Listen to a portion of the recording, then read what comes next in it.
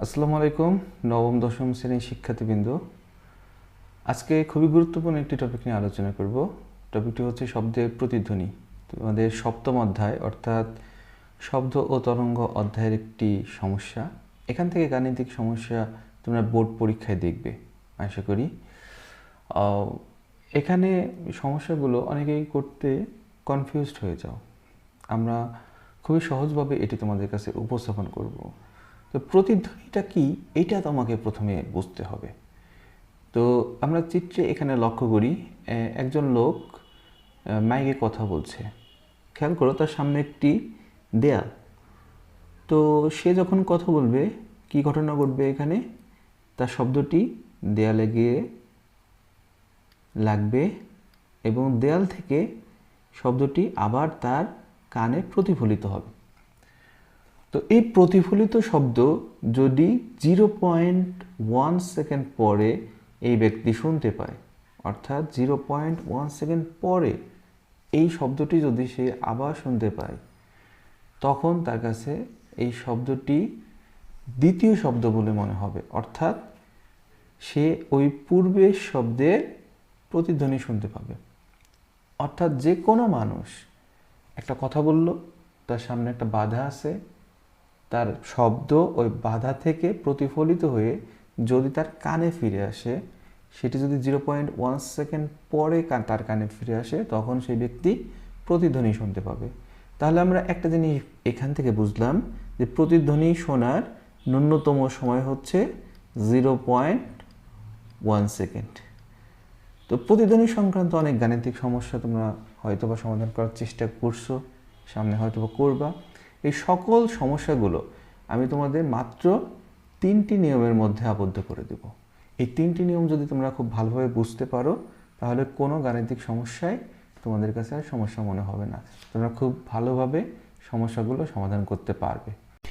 আচ্ছা, নিয়ম একে যাওয়ার আগেই আমরা কিছু রাশির সাথে আগে পরিচিত হয়ে নেই। এখানে দেখতে পাচ্ছ শুরুতে লেখা আছে শব্দের বেগ ভি। অর্থাৎ তুমি যে বেগে কথা বলবে বা প্রতিধ্বনি শোনার চেষ্টা করবে, সেই শব্দের বেগটা হচ্ছে ভি। আমরা লিখে নেই একই সাথে খাতায় চিত্রটি এঁকে শব্দের বেগ ভি। এখানে দূরত্ব লেখা আছে ডি। তাহলে বলো তো এই দূরত্বটা কি? দূরত্ব হচ্ছে আমাদের এই উৎস অর্থাৎ যে শব্দ তৈরি করছে, এই উৎস এবং প্রতিফলক অর্থাৎ যেখানে শব্দ বাধা পাচ্ছে, প্রতিফলক, এই দুইটার মাঝখানে দূরত্ব হচ্ছে ডি। তাহলে আমরা লিখতে পারি উৎস ও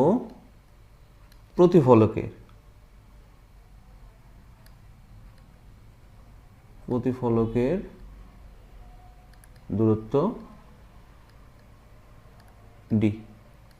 আর এখানে আরেকটা রাশি আছে, সেটা হচ্ছে প্রতিধ্বনি শোনার সময়। প্রতিধ্বনি শোনার সময়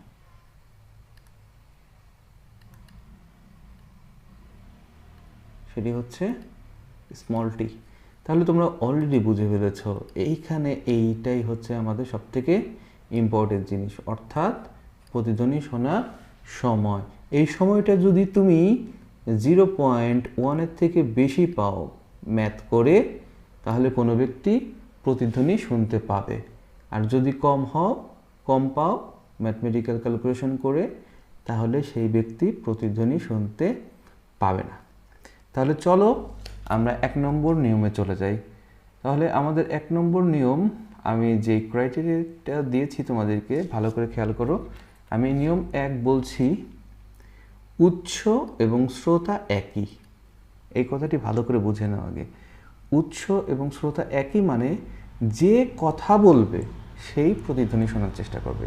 এখানে এই ইমেজটাতে আমরা দেখতে পাচ্ছি এই ব্যক্তি কথা বলছে, এখানে দ্বিতীয় কোনো ব্যক্তি নাই। অর্থাৎ এই ব্যক্তি কথা বলছে এবং নিজের কথার নিজেই প্রতিধ্বনি শুনবে, এই কেসটা।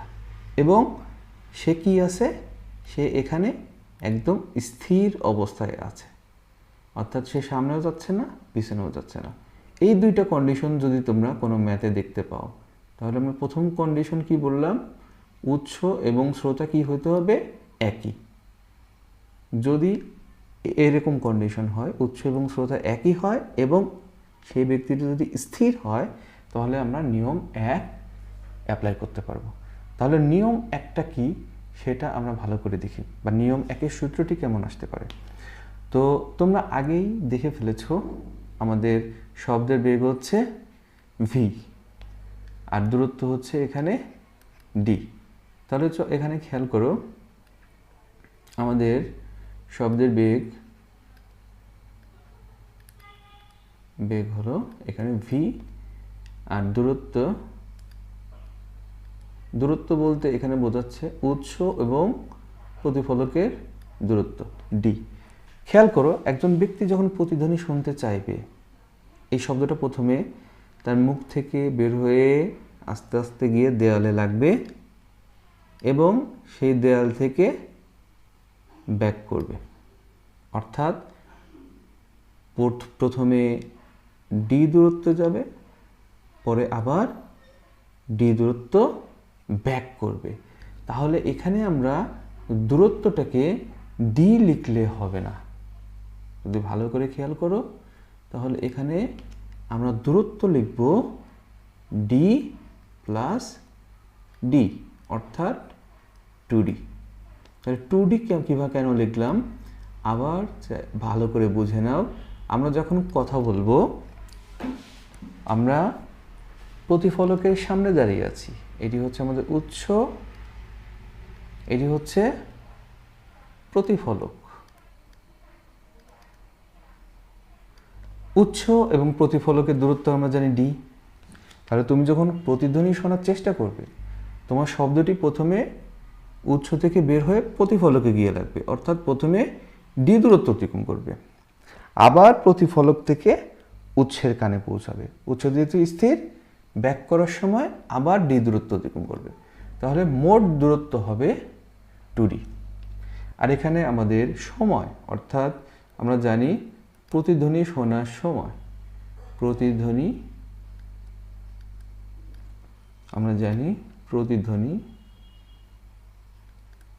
শোনার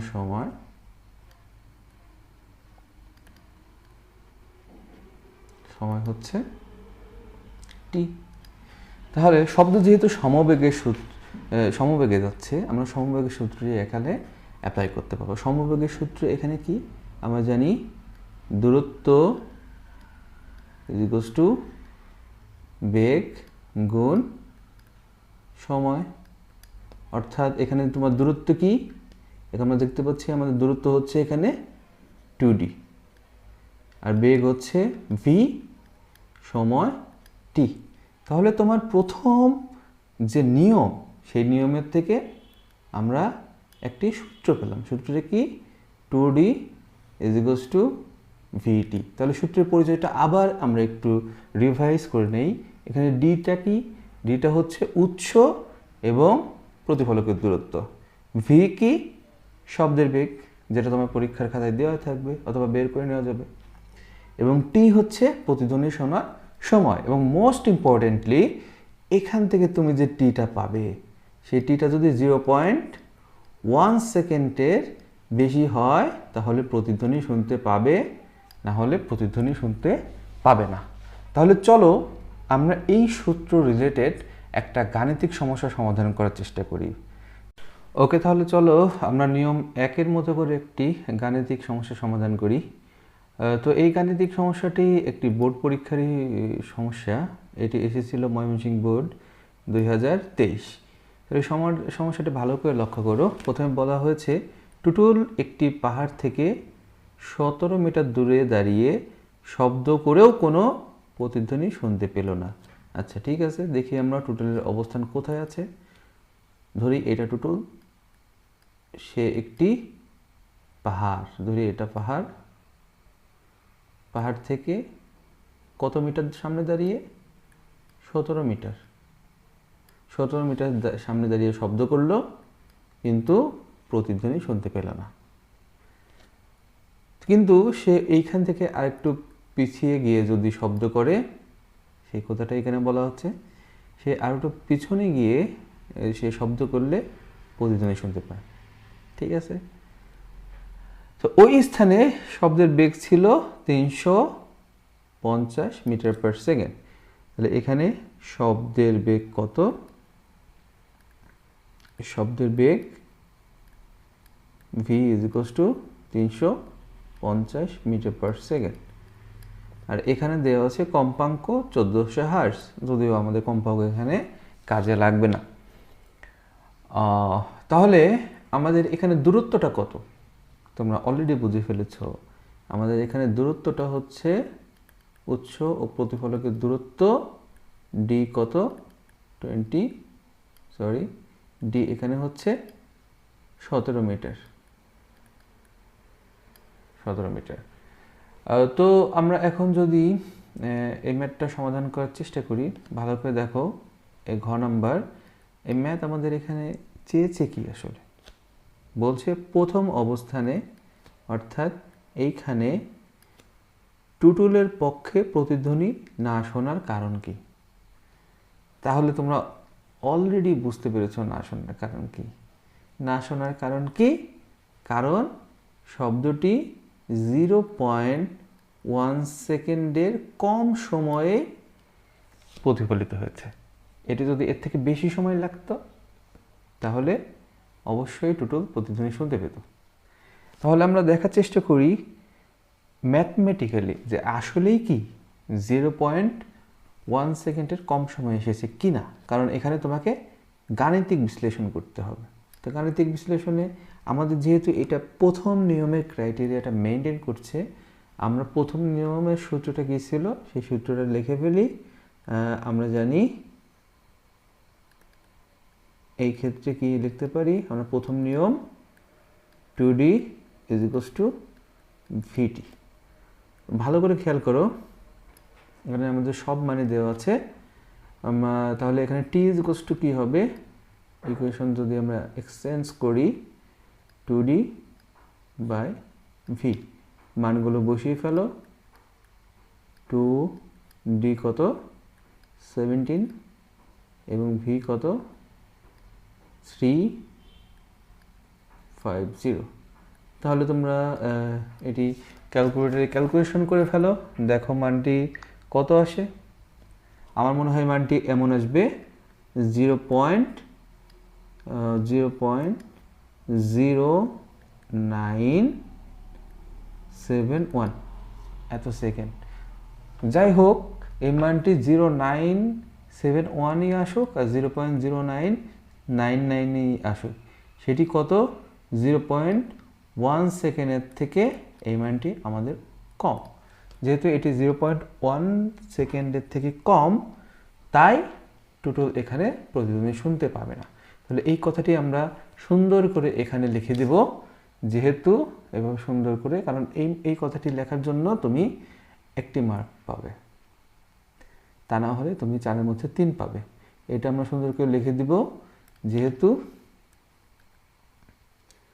যেহেতু প্রতিধ্বনি শোনার সময়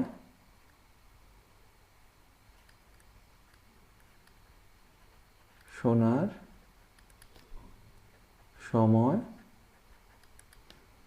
0.1 থেকে কম, তাই টুটুল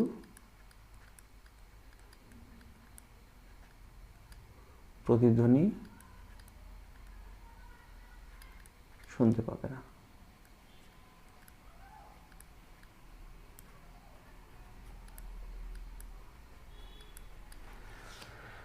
ধন্যবাদ শিক্ষার্থী। আজকের মতো আমার পরবর্তী ভিডিওতে আমি নিয়ম 2 এবং নিয়ম 3 নিয়ে আলোচনা করব, এবং এই 3টি নিয়ম শিখলে প্রতিধ্বনি সংক্রান্ত কোনো সমস্যাই তোমাদের বাঁধবে না ইনশাআল্লাহ। ধন্যবাদ।